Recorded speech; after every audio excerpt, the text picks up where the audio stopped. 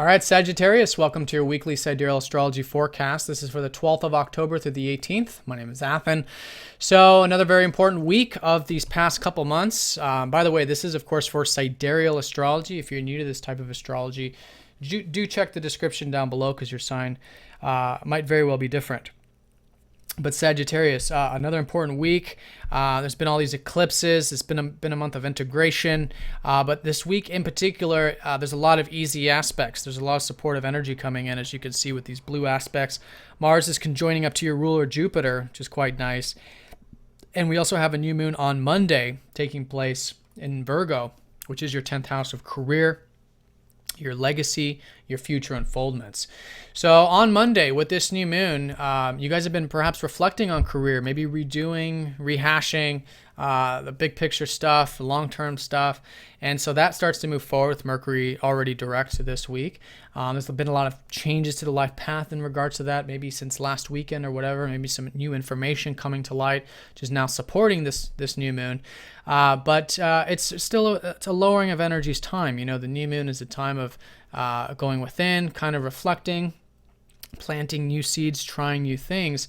And then as we go into next week and so forth, a lot of these new little seeds that you planted will be able to be implemented a lot more, out into the open.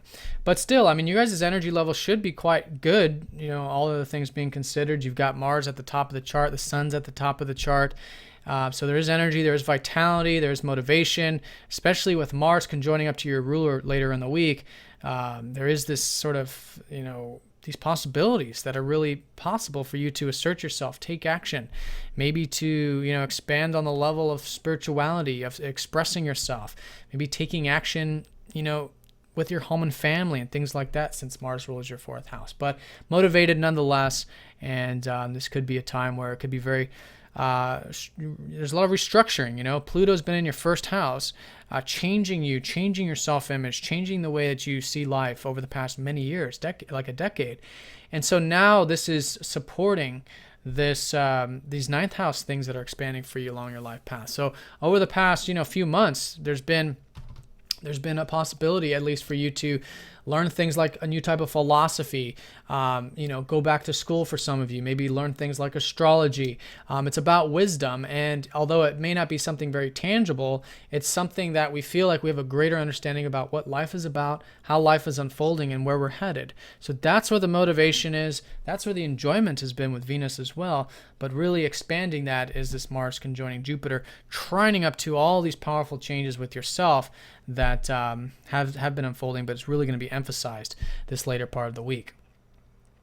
So it's a great later part of the week for expanding those horizons, adventurous things, learning wisdom, astrology, spirituality, philosophy, and the more willing you are to make change there, which I think you are willing, but the more you actually do make change there and draw that line in the sand and actually do it, then it's it's a very good time for that.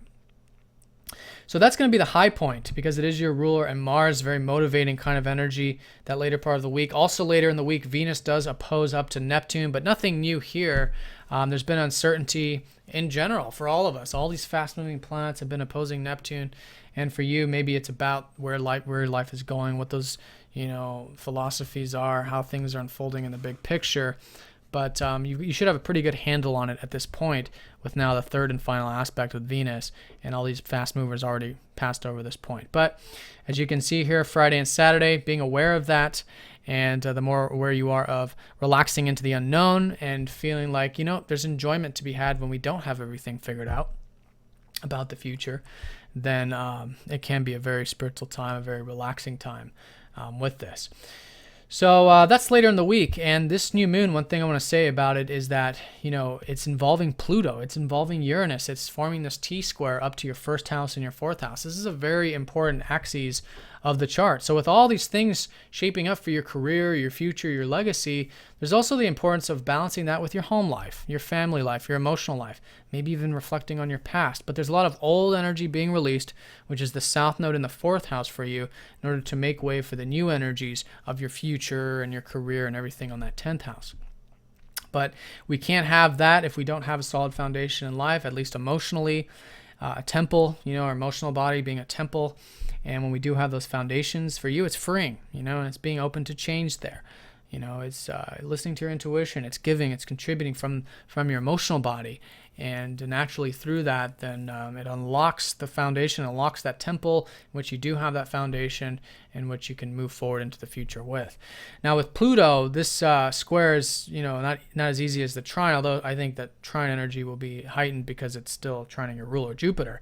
But there is this energy of needing maybe something to really be changed with your career, with your future, with your legacy, and being willing to do that, although it may not come easy. So the more willing you are to make change with that, to make change with you, to make change with your home and family life, as it has been the case, then it becomes a very strong, T square. It's a very constructive energy, and that only supports the new moon even more.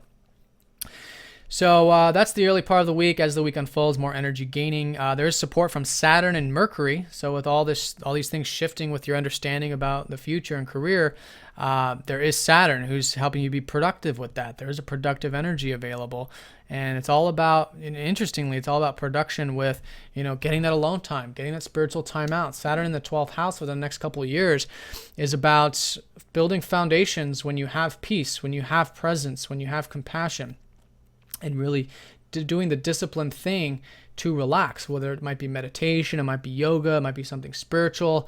But Saturn in the 12th is usually signifying some sort of work over the next couple of years for you to build those connections to God, build those connections to all that is, to the present moments and compassion, however you see that.